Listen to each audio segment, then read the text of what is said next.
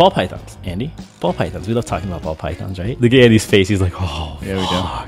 I want to talk about ball pythons because obviously... And this is your show. This is my show. Let's talk about them. And you know, here's the thing. Is like in the shuffle of what happens here at Urban Jungles Radio, we cover a lot of topics. And every now and then I like to have some fun with ball pythons and ball python people. And of course, they just have complete heart attacks. Case in point, this week at the Tinley show, I posted a picture of Brian Barczyk scaleless ball python wrapped around my middle finger. And the internet just melted. It went down. It blew up. It was ridiculous. It was crazy. And it was amazing because I actually had a very well-known breeder. It wasn't Brian. It was a very well-known ball breeder who I've not talked shop with come up to me during the expo and tell me that people have been asking him why he was like talking to me because I am trashing the ball python market and will single-handedly bring it down, devaluing ball pythons. And I love that. I love the fact that people give me so much power. And as much as I would like to accept that role, I really would. You're single-handedly...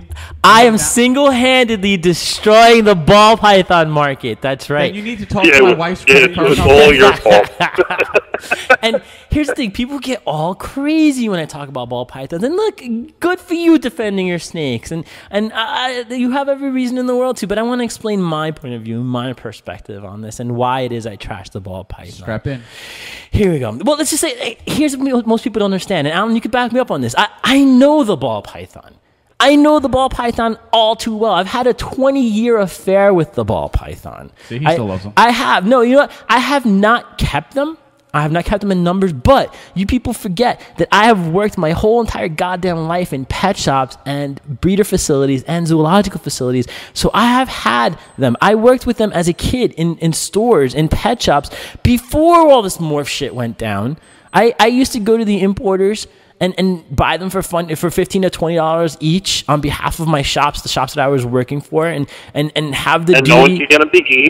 Right, exactly. Well, that's what my point out is have to do it. It wasn't just buying a ball python. You didn't just buy a ball python those days. You had to work for your goddamn ball python. You had to buy a snake that had good body weight, you had to get through like 3 or 4 months of acclimation. Then you had to spend months trying to get this goddamn thing to eat. And of course, being somebody who was into reptiles, working in a pet shop, I actually sold people animals that were eating and doing well, which meant that I had to do a lot of work. And I had to do a lot of work with ball pythons.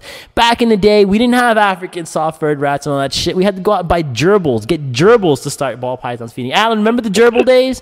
I'm talking about ball pythons. There was a process in dealing with ball pythons way back when. Before the morphs and before there was captive breeding of ball pythons, you had to go to the importer. You had to pick out the best ones with the best body weight. You had to remove all the ticks. Mm-hmm.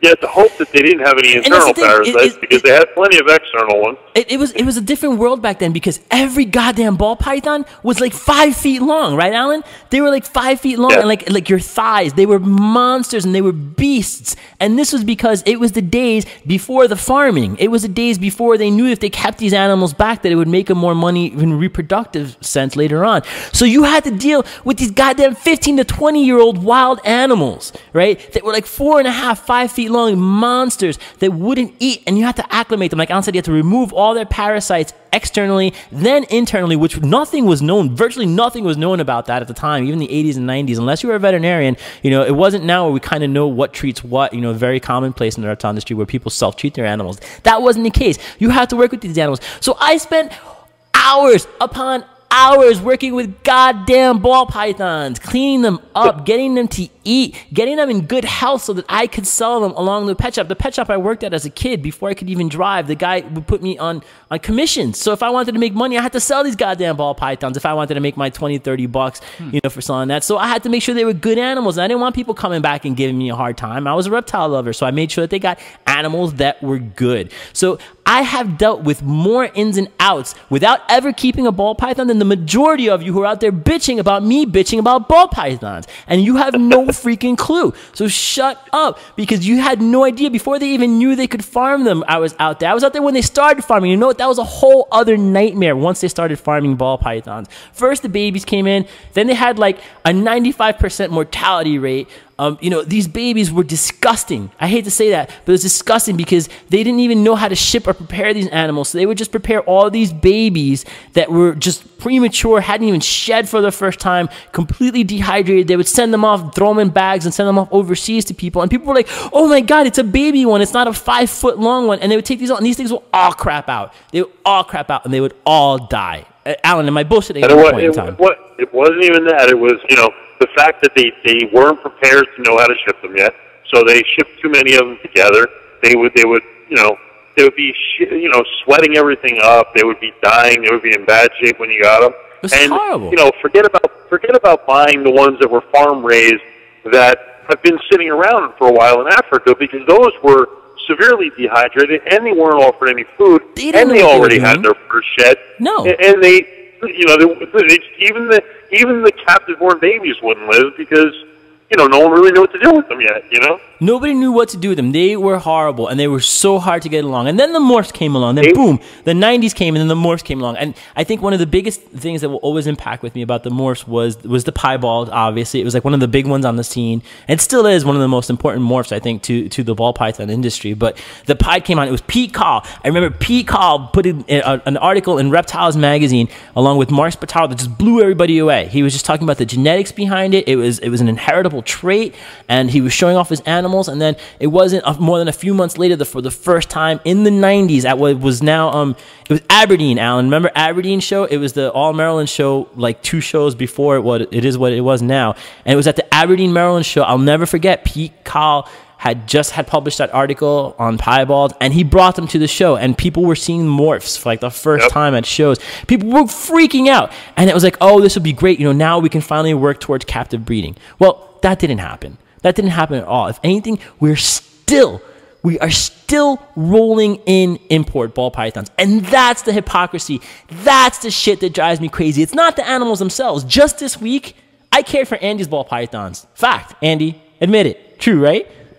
Absolutely. Andy had ball pythons, and I cared for them for a couple of days. And if they are I. Because I am not a dick. I am not going to be a dick to the animals. I love all animals, no matter what kind. Even if it's a ball python, I will take care of it. I am not going to sit there and stomp on its head because it's a ball python. But I don't like them. And the fact that I have a radio show says that I'm going to talk about the things that I don't like. And I'm going to talk about not liking them. And these are the reasons behind that, because we cannot police ourselves. Even at this point in time where we were rolling out all these morphs, goddamn hundreds of thousands of ball pythons being born in captivity, we are still rolling in baby imports, and they still suck. They still die. Why? Why are we doing this? Yeah, I have to argue the point a little bit, Dan, because they are bringing in much smaller quantities of them than they used to. What's a small quantity? What do you think the quotas are for the year?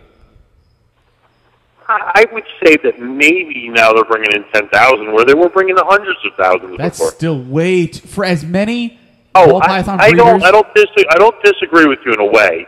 I don't disagree with you that we're captive breeding so many of these animals. But why do you have to import any of them at all? Well, but there's no reason to. I understand that. There's really no reason for it. Fortunately, the farm raised ones that come in now, if you get them when they're blue and they are shipped properly, and you set them up individually, that we know now what we know, that we didn't know way back when, they eat and they go on to do well, Well, that's the thing. I mean, way back when we get, I did a couple, in my store even, I did a couple hundred, baby import ball pythons, and we'd be like, oh, look at that silver and black one, that one's ugly, sell that one for $10.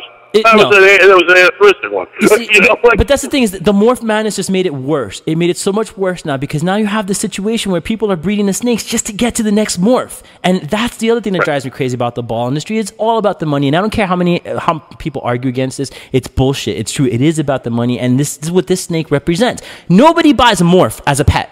Nobody buys a pied anymore as a pet. I mean, do they? You might have the occasional person here. I mean, there's people few and far between that do that, of course. Yeah, they're very rare. You do find some people that buy them as a pet, but it is very rare. Everybody buys them to breed them to make the next morph, and you know, and you're right. It's all about the dollar. Hold on. Not only that, though. Like when somebody makes a new morph, what's the first thing that happens? They go and they offer it for like 40 or 50 grand. Who the hell is going to pay $40,000 or $50,000 for a snake? But somebody who is looking to make an investment on their money. So if somebody's going to go out and shell out $40,000 for a snake, they're not breeding it. They're not raising it up for the fuck of it. They're raising it up to breed it, to mix it with something else. It's always the next step, and nobody enjoys the animals for themselves. And this is, once again, where I have a problem with the ball python industry and what they've come to represent, is the fact that people just don't appreciate the actual animal anymore. People don't appreciate the animal for what it is. They only appreciate it for its genetic potential and what they're going to move on to the next thing. And that kind of just really, it comes to a point where it really worries me, because we're not policing ourselves in the numbers. We're still importing them. We're still producing a bunch of animals that, you know, are plain ordinary ones. And now we're starting to see these animals get to the open box stores, the big box stores. Now we're starting to see these animals get to the Petcos and the PetSmarts. And we're going to see, you know, it's still the crappy animals. I mean, it's still the crappy imported ball pythons that are making there for the most part. I mean, not so much with the other things, but... Well, just to counter that point, that according to what Robin and Chad and Brian talked about during their talks at NARBC in Canada, that's not true. I mean, Bill Brandt and Reptiles by Mac are supplying. They are, but those animals. Not all ball pythons. It's more the corn snake, king snake market. No, okay. Nobody's producing. You got to remember, ball pythons you're talking about 4 to 6 eggs. I'm pretty sure Bill Brandt supplies Petco with all their ball pythons. With all the ball pythons? I'm pretty sure that he does not produce enough normal ones, and he has to bring in normal import animals to sell them. Here's the thing that I find bothersome about that, is the fact that when some kid walks into a PetSmart or a Petco, what are they getting? The cast off from the breeding stuff. They're getting the animal that's like, you know, the garbage animal, the het for nothing, which is fine, it's still better quality. It's still quality. But then the large majority of these big box stores are still bringing in the imported baby ball pythons. And that's what kids are getting. So for all this wonderful industry that we tout, and this multi-$1,000 industry, and these tier 1, 2, 3 people that are breeding these hundreds of thousands of snakes, the kids at the Petcos are still getting the imported baby ball pythons that are crap, and that's their first experience. I mean, hopefully they persevere through it to go out and, you know, maybe get their first morph that's something captive born or captive bred. But the fact of the matter is that they're getting that's very influential to a kid too. I mean, you don't want, like, you're going to force a kid to go back to playing video games because maybe he does take an interest in reptiles and he gets a snake and it doesn't do well and it dies, and now he's frustrated and, you know, now he doesn't want to keep reptiles anymore, you know? And that's not, you know, sending the right message to the next generation either, you know? No, it's not. It's not. We really need to start owning up to this, especially once the animal rights people start getting hold of the numbers and there's things going on here. The party's going to be over real quick. But in a nutshell, there you go. That's exactly why I don't like ball pythons. I breed my ball python just because I love them. I don't really. Sure you do, Alan. Alan, nobody wants to hear. No, actually, I sell them and I hope to profit on them. But I don't, you know, I'm not really. Actually, right now I'm not really breeding things to try and make anything crazy. You know, I'm just kind of breeding animals that I think that I like to breed, and, you know, whatever I can sell them for, I sell them for. And I don't, you know, I'm not belly aching about, you know, how they're not worth anything anymore because, you know, whatever. Yeah.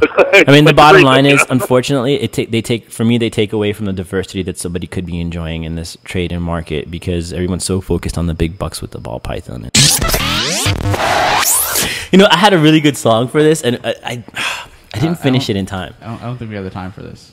Yeah, we have time for it. We have a couple minutes. I had this song that I want to, but I don't have. Here's the thing: is I didn't finish the whole song, so I've only got like a verse. Should we give him a verse? A tease? Let's give him a tease. All right, I made up a ball python song. Go figure, right? It's a ball python song. It's a song about ball pythons, and I had a verse, and I don't have it recorded, so we would have to do a live. Would you be ready to do a live thing, Andy? Acapella? Yeah. Or you want to do like a live rendition of this first verse? Yeah, okay. All right. We're gonna send you out. We're gonna send you out on the show with a live parody. We're only gonna do one verse, and then we're gonna end the show on that note. So just deal with it. I don't know, Andy. You're gonna have to back me up on it. You have to do backup vocals for me, okay? All right. Just I guess give me a cue or something. Okay. All right. Ready, everybody? I'm gonna let you guys go with one of our original songs, and it's gonna be done live and. This is the first time we're doing this. This is the first time we're doing live, right? Bear with us. Jungle Junkies, thank you for an excellent show. Hopefully, yes, thank you very much, everyone. Because once this is over, I'm leaving. Andy's running away. Okay, it's gonna be good. Here we go. All right, everybody, put your speakers up. Put your speakers up. This is gonna be good. Here we go. People are turning them down. No. Put them up. Here we go. Am I singing? Hey, by the way, this is not like auto-tuned or anything, so you guys have no. There's no production. Effects. There's no production in this. Here we go.